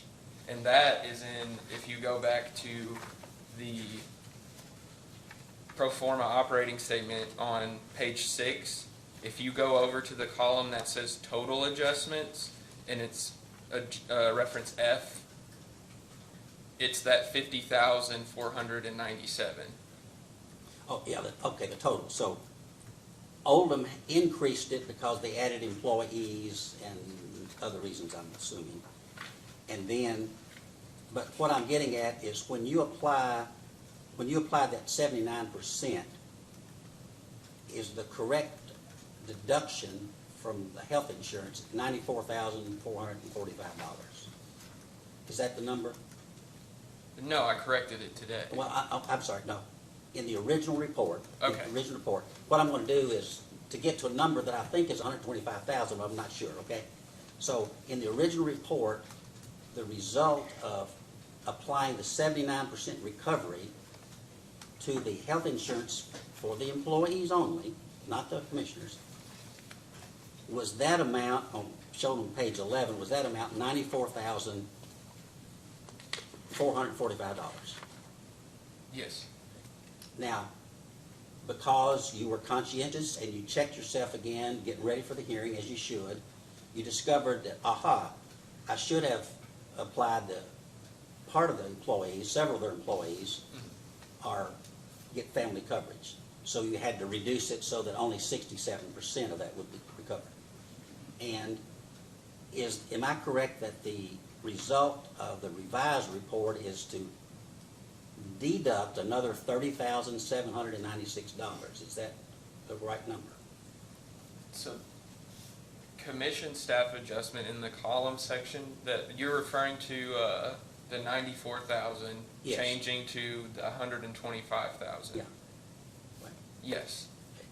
So originally you took 94,000 out, Mhm. and then after you saw that some of it should have been at 67% recovery rate, you reduced it 33%. So that was another 30,796. So am I correct that the total impact of reducing the health insurance benefits just for the employees to that 79 and 67% result in $125,241?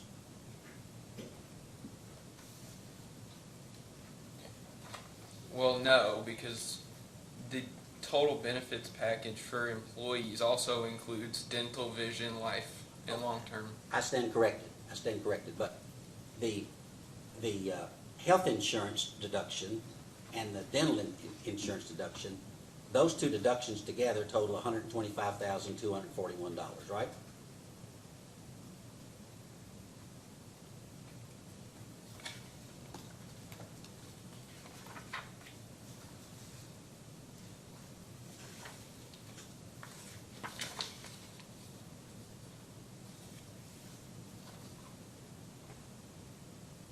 The 125,000 is a combination of payroll tax increases, the CERS increase, the removal of commissioner benefits of $106,000, the removal of the BLS percentages for health, for single family, and then the 40% for dental of $70,000.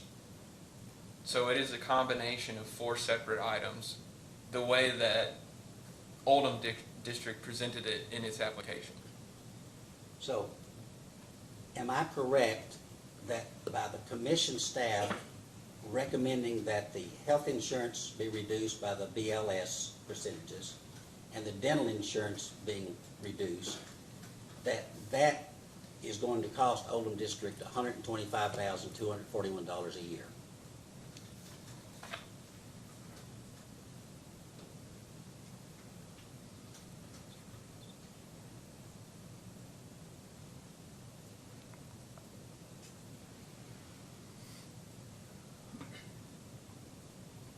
No.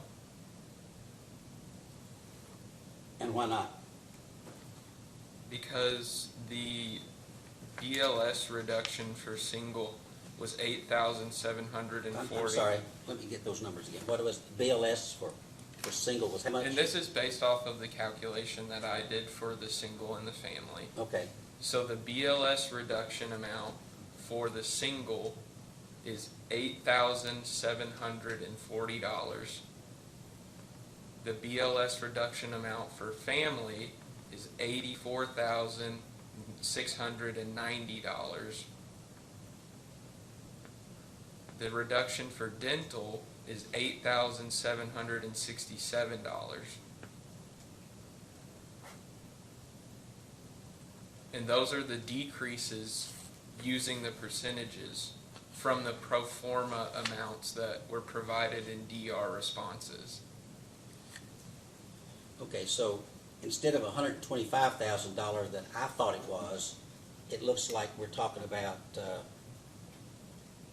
92, 93, 101, 102,000, something in that quarter? It's around 102,197. 102, 197? Yes. Okay, good. So, to summarize, I hope, if I got it right, since the commission staff has recommended that the BLS percentages be applied to the cost of the health insurance, and the Yes. Willis benchmark reduction so that only 40%, well, if the dental insurance is reduced by 60%. That is going to cost Oldham District $102,197. That's the end that is the result of those reductions. I don't understand what you mean by cost. Okay, let me say this. The revenue requirement would have been $102,197 more if the commission staff recommended that Oldham District be allowed to recover 100% of its health insurance premiums for the employees, not counting commissioners, and 100% of the dental insurance that they pay for the employees. Yes, the revenue requirement would increase, yes. Okay, so let's go now to page, so that's why a lawyer was saying it would cost, but I understand why that caused a problem to you since you're with your business and accounting background. So go to page 16 of the staff report, please.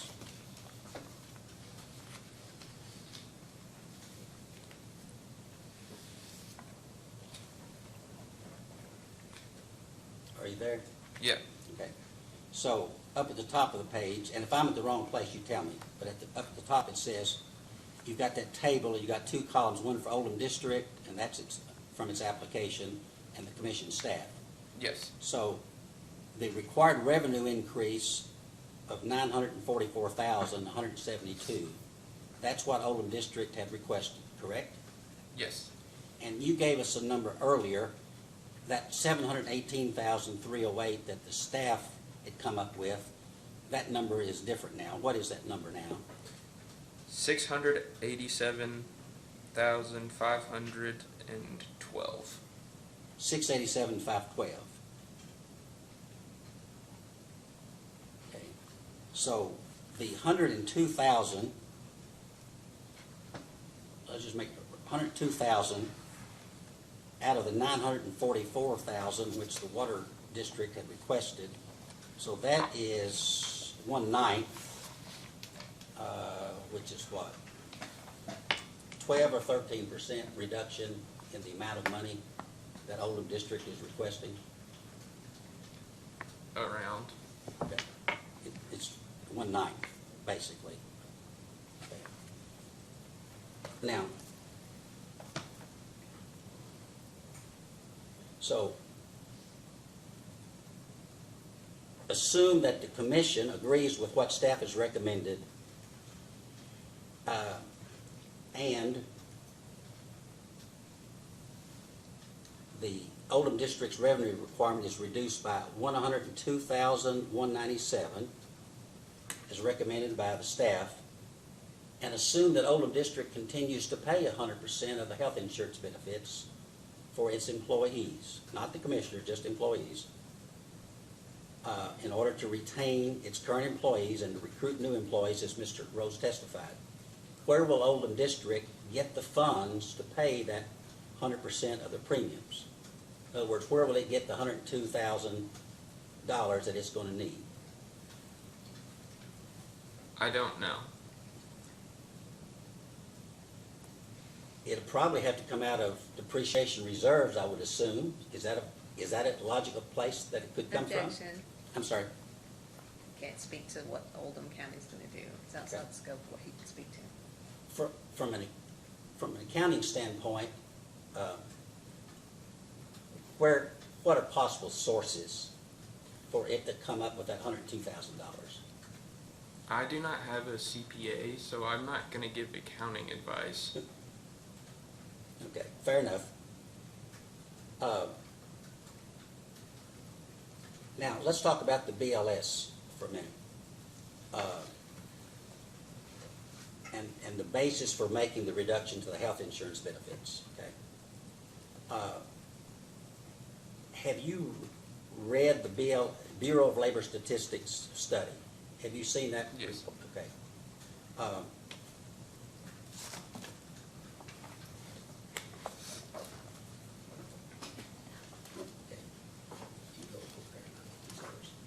I'm going to distribute what I think is the latest BLS report for your review to see if, and for identification purposes, we'd like to mark this as Oldham Hearing Exhibit number 2. All right, so marked.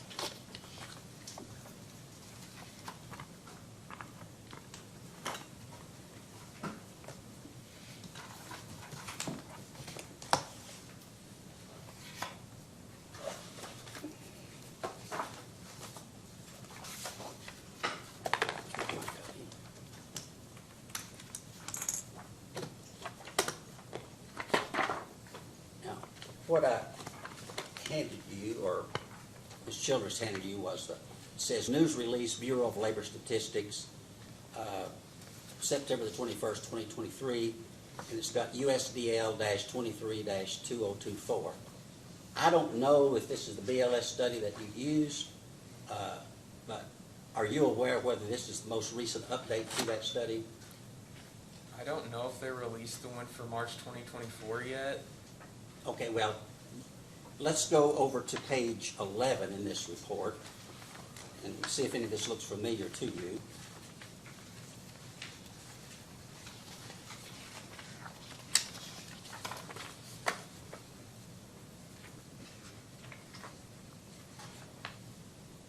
Are you there? Yep. Okay. Does any of this look like something that you've seen before? Yes. Okay. Now, on page 11, is that the single coverage medical plans? Yes. And then it talks about civilian category. Then the middle category is private industry. You Yes. see that? Yes. And it shows that 79% is the share of the employer's premium and 21% is the employee share of the premium. Do you know if this is where you got the 79% and the 21% numbers? Yes. I didn't know if you got it from here, if you just got it from the staff report, or where. But, okay. Now, look over in the next column over. What does it say? State and local government. Now, Are you aware that Oldham District is considered a governmental entity? No. Okay, I'll ask you to assume that it is, that it's a special purpose governmental entity created by the county government, okay? Now, what is the percentage of the employer for state and local governments? What is the average national average that they pay? 86, And then for employee share is what? 14. Now, let's go 2 pages over, page 13.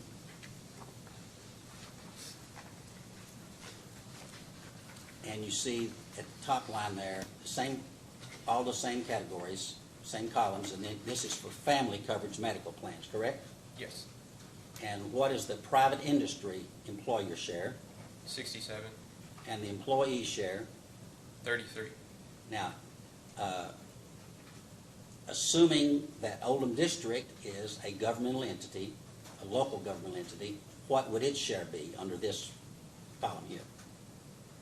The state and local government, the employer share would be 71%, and the employee share would be 29.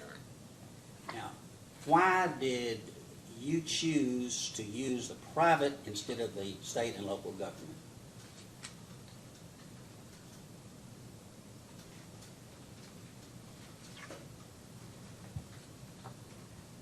Can you describe, or can you restate how you described Oldham District as a state and local government?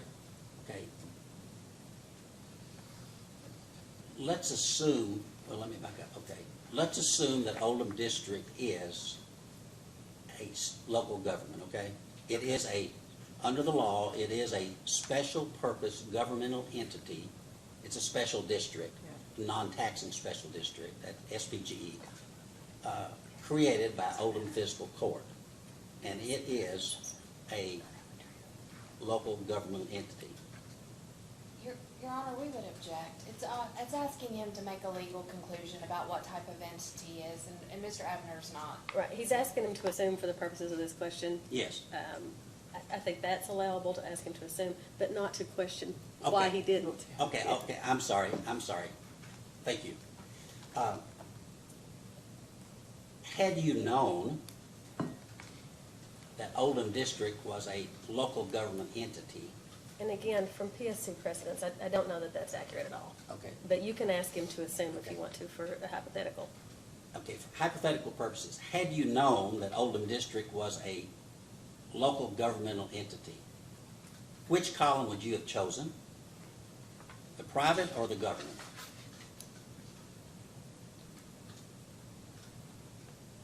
If I was given significant enough evidence that it was considered a state and local government, then I would have used the state and local government column.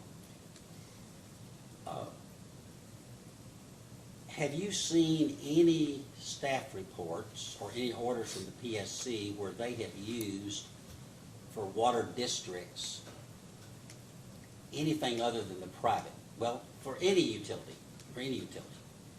Do they always use the private? Your Honor, I would object again. I think he used the word always in that question, and the number of orders that we issue here is so voluminous that it would be impossible for Mr. Abner to have reviewed all of them and to make an always kind of So statement. you can answer if you know. I don't know. Are you aware of any time where the commission, just of your own knowledge, where the commission has used anything other than the private industry national average for the BLS reduction? I don't know. Okay, that's fine. Now let's go to the front of this document, to page 4. I'm not sure if it's page 4 on the computer screen. It says technical note at the top. You're not looking at the computer screen, are you? That's right. Are we in? We're this in your exhibit? document. Yeah, in the BLS. Yeah, you got that. That's right. My bad. Do you have that in front of you? Yes. Technical note. And as I understand it, this Bureau of Labor Statistics, this is a national survey, right? That is correct.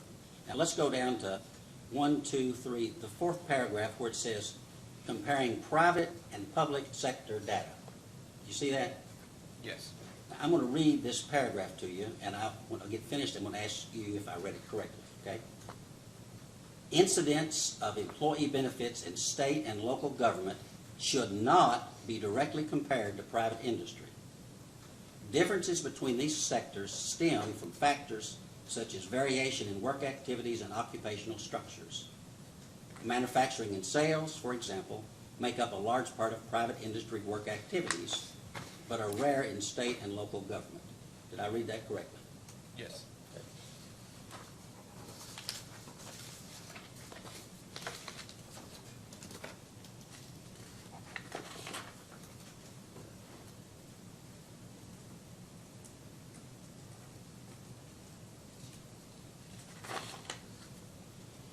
Let's talk a little bit about the reasonableness of the cost of Oldham District's health insurance plan. When I read the staff report, I did not find any statements in the staff report where the commission staff made a finding that the cost of the health insurance plan offered by Oldham District was excessive or unreasonable. Did I overlook this finding? You use the word cost. I don't know what you mean by that.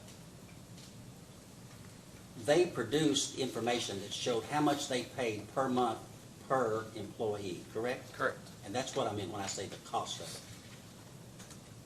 Was there any specific finding in the staff report that what Oldham District pays for the cost of the health insurance? Objection. Staff doesn't make findings in the staff report. Right. It's recommendations. Plus also the burden is on the applicant to prove it's reasonable. So maybe you can rephrase that. Let me rephrase the question. Yes, thank you for correcting me. Yeah. The staff recommends findings, correct? Did the staff, is that correct? We recommended an adjustment. Yeah. That's what you're referring to. Okay. Now, did you make any recommendations about whether the actual cost that they paid was excessive or unreasonable? I did not use the word excessive or unreasonable. Okay, thank you. Are you aware of any evidence that the cost of Oldham District's health insurance plan is excessive as compared to the cost of plans offered by other employers in Oldham County? I don't know. Or employers in the Louisville, Jefferson County metropolitan area? I don't know. How about employers in their area development district up there? I think it's called KIPDA, K-I-P-D-A. I don't know. Or any evidence from employers anywhere else in Kentucky that you've compared to the cost that Oldham County pays for its health insurance? Other than the BLS. Other than the BLS, I understand. The national average No. for private. Is it fair to say that the commission staff reduced the amount paid by Oldham District in determining its rate requirements simply because of commission precedent? No. Okay, why is it not fair? Because Oldham District did not provide sufficient evidence in staff's eyes to deviate from the national average. Even though the national average you were using was a private employer? Yes. I know nobody likes hypotheticals, but I want to, if you'll bear with me just a moment here. First, are you aware of any other utility regulatory commission other than Kentucky that uses the BLS national average employer contribution rate to establish the reasonableness of a utility's employee health insurance expense? I don't know. Now then,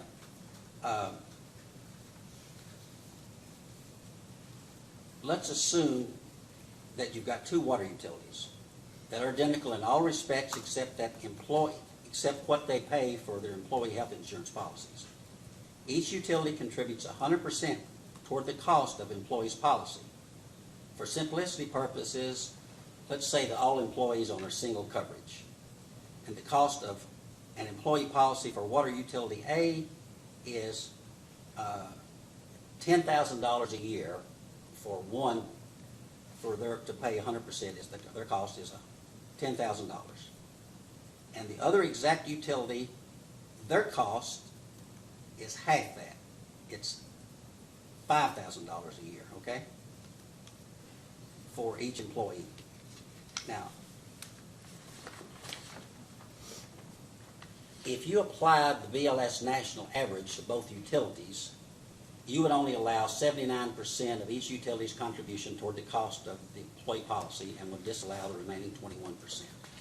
So for utility A, that means the reasonable level of employer contribution is $790 per month. Well, I'm sorry, it would be $7,900. Is that correct in my hypothetical? 79% of the $10,000 per employee. Yeah. Okay, so $7,900 would be considered reasonable using the BLS standard for that particular utility, right?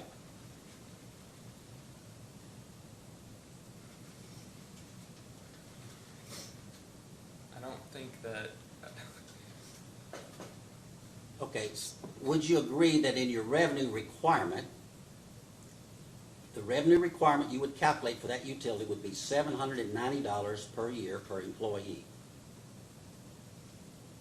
If it costs $10,000? yes, Is that a yes? you said $790 per employee. Well, 7,000, if that employee's insurance cost to the utility was $10,000 a year, Okay, they would be able to recover in rates according to the BLS standard, $7,900. yes, Okay. Now let's go to utility B. They operate in the same market, has the same operating characteristics, and their cost per employee is $5,000 per year. And applying the 79%, can you calculate that for me right quick? I've got a number, I want to make sure mine's right.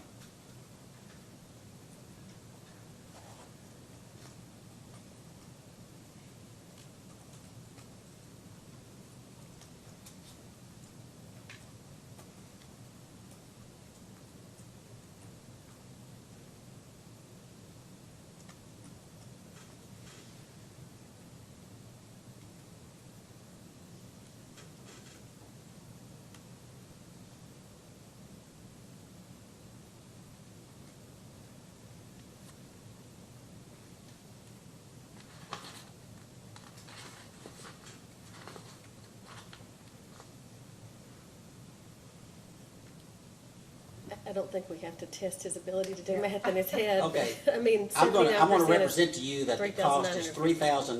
$3,950. If Yeah, you you're reduce right. it, does that sound right to you? yeah, that's what I got. Yeah, but it was 80% of 5,000 would be 4,000, so 3,000, I'll represent to you. So, using the BLS standard, am I correct that utility A would be able to recover $7,900 per year per employee in its rates? Yes, But utility B would not be able to recover $5,000, which is 100%. It would only be able to recover $3,950. We would object here too, because it's asking him to make a conclusion about the reasonableness of the cost. I mean, the math is one thing, and I understand his point, but at the same time, it's asking Mr. Abner to make a conclusion about the rate recovery, which he can only make a recommendation as to the adjustment, not what the commission would find reasonable in the end. It's based on totality of evidence that you submit, and it's your burden to prove it's reasonable. So, I mean, he can testify as to the math if that's helpful to, I don't know if it is. But if the point I'm trying to make is sometimes the BLS national average results in arbitrary and unreasonable results, because utility A is going to be able to recover, because it pays more, utility A is, because the cost of the health insurance is more, it's going to be able to recover $7,950 per year per employee, while utility B is only going to be able to recover $3,950 per employee per year. but what, you're talking about A and B and applying the BLS national average, correct? Correct. Okay. You agree? What's the question, Okay. Mr. Kelly? Yeah, Whether that's arbitrary and capricious? Yeah, could this result in a strict appliance of the BLS standard? Wouldn't that result in an arbitrary? We would also object to that because that's also a legal conclusion. Okay. I'll withdraw the question. Okay. One moment, let me see if I'm finished here, okay? Sure.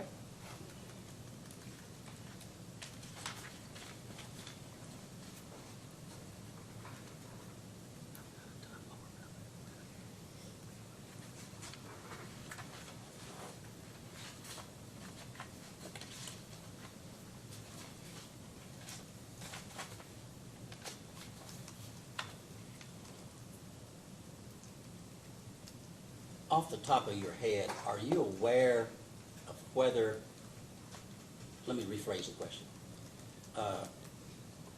I'm assuming that you're a state employee, Yes. and are you on state health insurance, correct? Yeah, Do you participate in the state health insurance plan? yes. Are you aware that, I know the state does not pay 100% of the cost of the plan. That is correct. Do you know about what percent it pays for, let's just say, a single non-smoking adult? No, I do not. Okay. Would you be surprised to know that what the state's contribution toward the cost of a health insurance plan for a single non-smoking adult is is more, what the state has to pay is more than what Oldham District pays for the single non-smoking adult by paying 100%. Are you aware of that? Can you rephrase that? I'm sorry. I'm not sure it's relevant, and we can Okay. include it in briefs. He answered the question, he doesn't know. Would it surprise you if that were the case? Oldham I didn't District. understand the question. Oldham District pays 100%. And would it surprise you to learn that what Oldham District pays for 100% of the premium for a single non-smoking person is less than what the state pays for the same individual? And the state doesn't even pay 100%, it pays like 90 or 92% or something like that. No. Okay. That's all. All right, staff, We have no- redirect.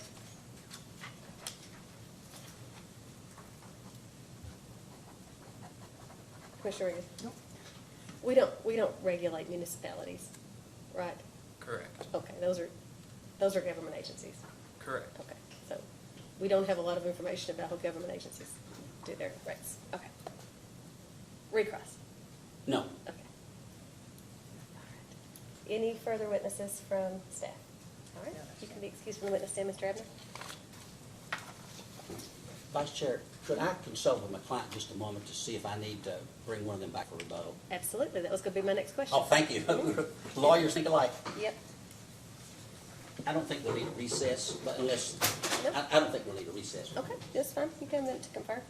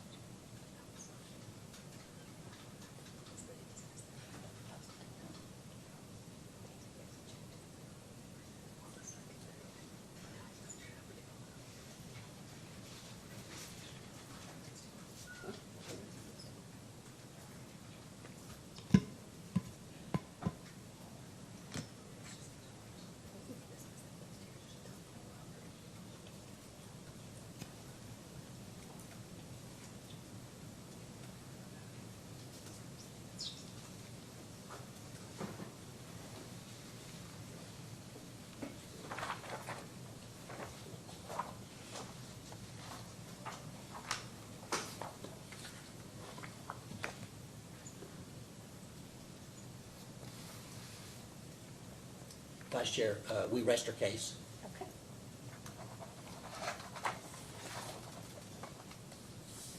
I think we've dealt with the exhibit from the first one, and the second one is just that BLS. And I don't, you didn't lay a foundation to introduce that through this witness. You don't want that.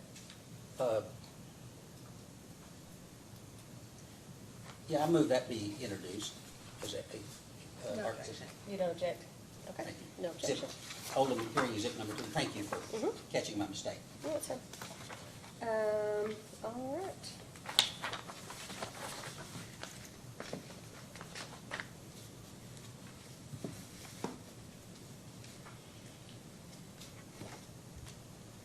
Any motions at this time? Okay, and I guess we're gonna have some post-hearing data requests. Yes. And how, when can you have those out? Can we have till, Wednesday to have the schedule and the requests out? Is that the 24th? I believe that's correct. Yes. 24th. Okay. And how long would you need to respond, Mr. Talley? Would May 8th work? Oh, yes, that'll be fine. Okay. And final order is due June 18th. That's what I have. Do you think that you'll want to submit briefs? Yes, we'd like to submit a brief. Okay. How about if those are due by May 15th? That'll be fine. Yep. Okay. There was no confidential information, so I think unless anybody's aware of any further issues. Okay. Thank you. This hearing, my microphone was off for that last little bit. I don't know where that was picked up. It's saying mine's. Okay, I'm just gonna summarize, just because it looks like my microphone was turned off for that last little bit. That post-hearing data requests will be due by April 24th, responses due by May 8th, and then briefs due by May 15th. That is correct. And no further issues. Then this